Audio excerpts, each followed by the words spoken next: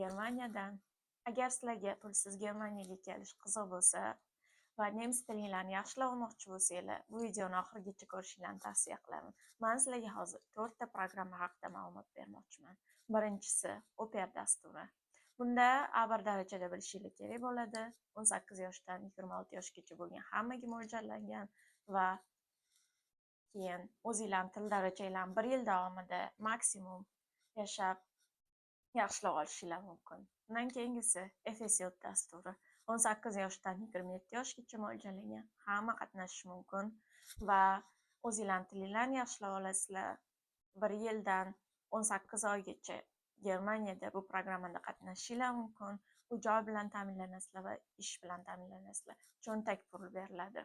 Undan keyingisi Work and Travel programmasi. Work and Travelga kelgan studentlar o'zlari uchun 3 oy davomida Germaniyani va Yevropani kashf qilishlari mumkin. Sayohat va ishlash bilan birgalikda o'zlarini kontraktlariga pul to'lashlariga imkoniyat bo'ladi.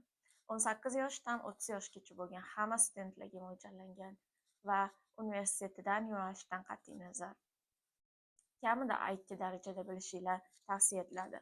Undan keyingi programmamiz Ausbildung. Ausbildungda sizlar kamida B2 darajada bilishinglar kerak nemis tilini va bunda xohlagan sohalarda Germaniyada 3 yil davomida mutaxassislikka ega bo'lishinglar mumkin. Hamma mana shu tanib o'tgan programmalarimdan 3 tasida Germaniyada kelib uzoq muddat yashab qolib ketishinglar mumkin. Faqat Work and Travel dasturida sizlar turistik viza bilan kelganinglar uchun yana O'zbekistonga qaytib universitetiga o'qishinglarni davom ettirishinglarga to'g'ri keladi.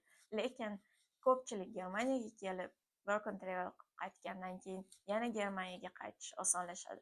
Chunki ular ko'p narsani ko'rib, tillarni yaxshilab olishgan bo'lishadi. Shuning uchun hamma programmalarning o'ziga yarasha foydali tomonlari bor. Sizlar qaysi programmaga ko'proq qiziqsanglar, izohlarda yozib qoldiringlar. Menga bu qiziq bo'ladi. Keyingi videolarda ko'rishguncha, xayr.